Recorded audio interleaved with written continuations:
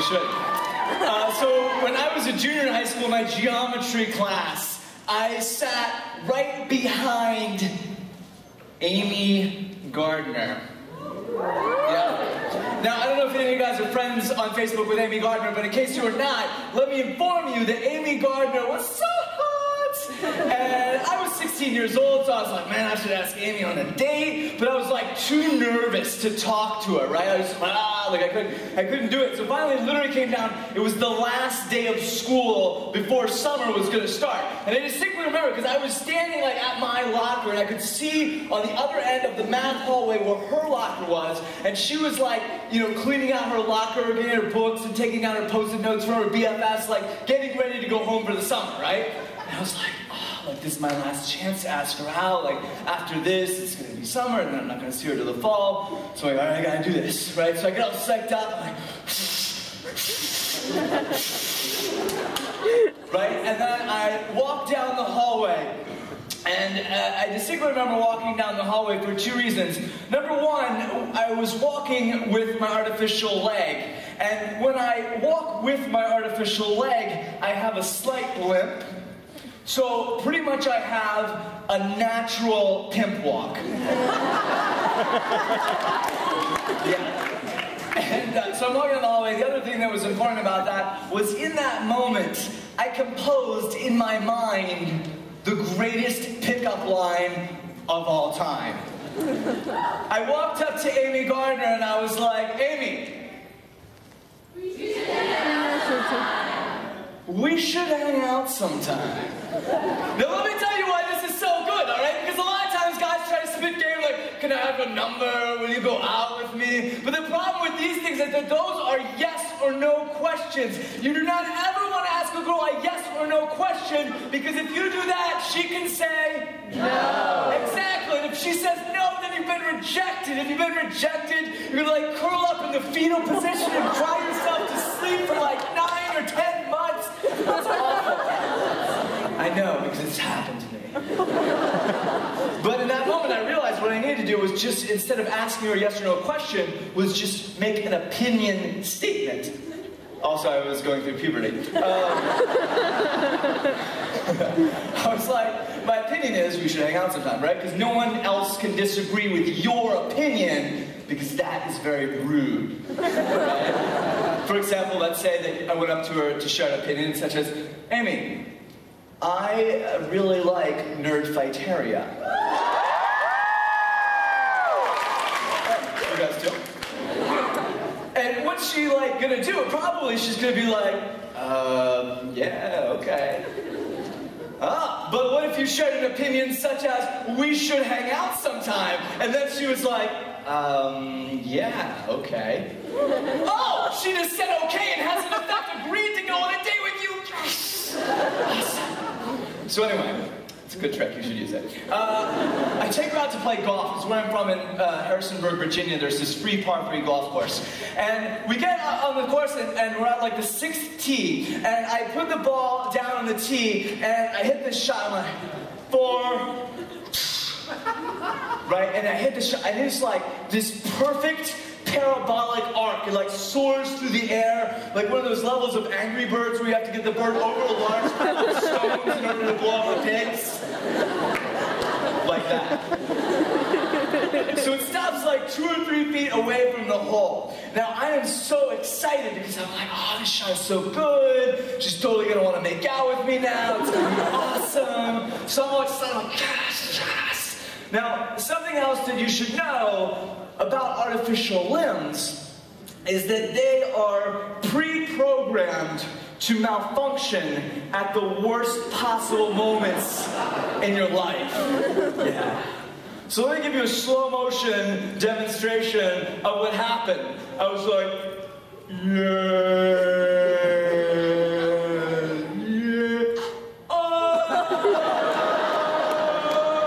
it's like the Matrix. Right, fall down on the ground. All right, and it's very awkward. Like Amy doesn't know what to do because, like, what do you do when the guy with one leg falls down?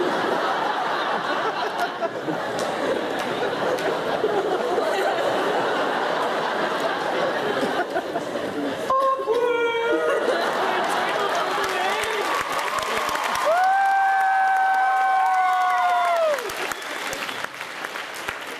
So I stand up, true story. I look down, I don't know how this happened, but the foot on my artificial leg is turned around backwards. So you can imagine the other golfers are looking at me like, yeah, 911. I have a serious golfing emergency to report to you. This guy's foot is like broken backwards. No, seriously, I'll send you a picture text, hold on. So I'm sitting there and I'm trying to figure out like how I can remedy this situation. And I think of this idea. I walk over to the edge of the golf course, all right, which, by the way, not easy to do when one foot, can we go wider? Wider, wider, wider, wider. I'm talking cameraman. Yes? Yes? Perfect. So it's not easy to do when one foot is facing this way and the other foot is facing this way. Right, so walk over to the edge of this golf course. And I take, could you, I was walking behind the podium, let me do it this direction. I walk over, and I take my artificial leg and I start kicking it against a tree to try to pop it back into place. Right, so I'm just like kicking this tree. At that point I feel like the other golfers are looking at me like, looks like Chuck Norris over here. There's some anger management problems.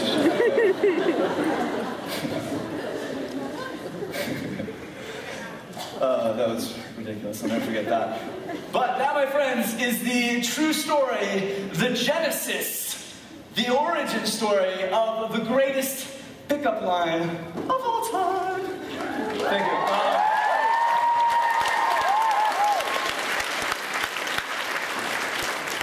I want to share one more origin story with you today, and that is the story of how I made my very first vlog on YouTube a couple years ago. Yeah, so I don't know if any of you have ever tried to tie a real bow tie, but if you have, you know that they're very classy, very James Bond-esque, but it's like impossible to get them to stay straight. They're always like crooked and like uneven, right? And so I am at this black tie fundraiser and I'm in the men's room for like 20 minutes trying to straighten out this real bow tie that I'm wearing. I'm like, oh, this is so difficult, it's so annoying, it's just not worth it. Like the next time I have to wear a tuxedo, I'm gonna go back to like prom-style clip-on bow ties, because this is just too difficult, not worth it. All right, and at this moment, this gentleman walks into the room. Now, and he sees me standing there, and something you should know. Fun fact, seeing an amputee has the same effect on most people as seeing a YouTube video that does not have any comments on it. In other words, people feel like they must comment. First, no, I'm first. You're not first, I'm first. Second, maybe not first. Who cares?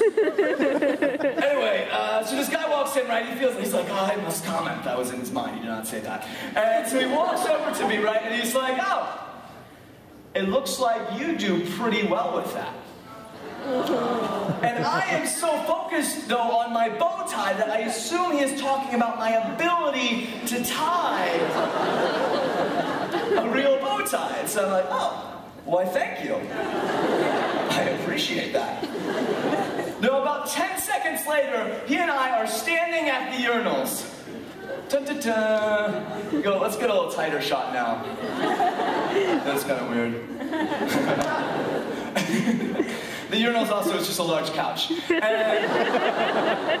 so we're standing there, right? And I'm standing beside him, and I want to remind you that I am thinking about my bow tie, and he is thinking about my life. And I'm like, I'll tell you though, it's actually pretty difficult.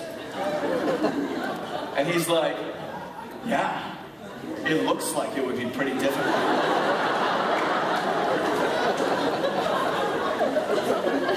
And then I said, direct quote, I am not making this up. I was like, yeah, in fact, tonight I've been feeling like it's just not even worth it anymore.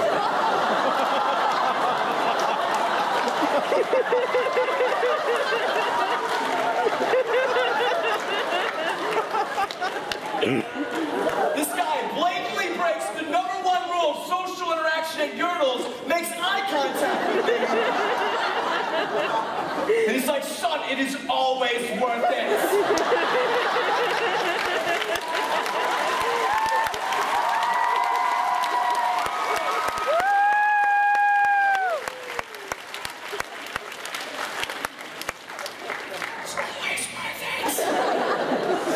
Man, this guy's intense. I must look better in a real bow tie than I thought. And a couple weeks later, I was thinking about it, and I realized what had happened. I was like, oh man, you know who I need to tell that story to? The internet. So I turned on my webcam, and although at that time I did not even know the word vlog, in that moment, I became a blogger.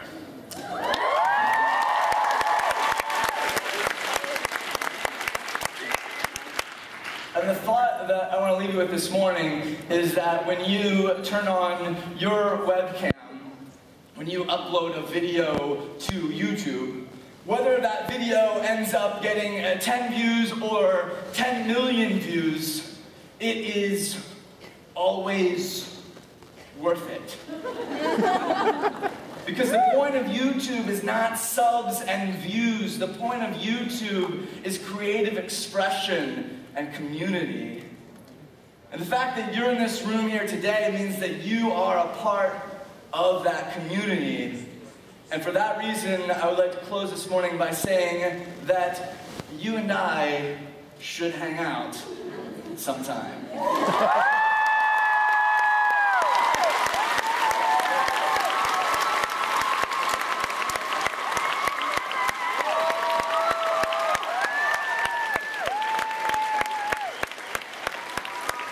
Sundquist.